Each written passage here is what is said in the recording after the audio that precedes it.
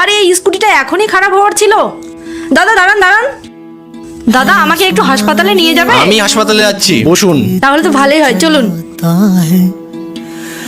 मेरी भी सुन ले अर्ज मुझे घर बुलाता है। হসপিটালে চলে এসেছি, নামুন। দাদা কিছু মনে করো না, আমি তাড়াহুড়োতে পার্ক ছেড়ে চলে এসেছি। ঠিক আছে, কোনো ব্যাপার না। खुदा জানি না আজকে মায়ের অপারেশন কিভাবে যে করাবো।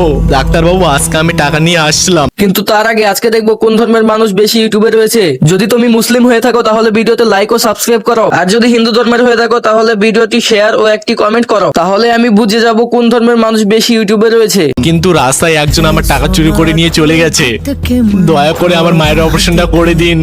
है আরে আপনি? मैं भी खो হ্যাঁ, আজকে আমার মায়ের অপারেশন হওয়ার কথা ছিল, কিন্তু আমার কাছে টাকা নেই। কোনো ব্যাপার না, মানুষই তো মানুষের জন্য। আপনি কারো ভালো করলে ভগবান আপনাকে 3 গুণ ভালো ফিরিয়ে দেবে।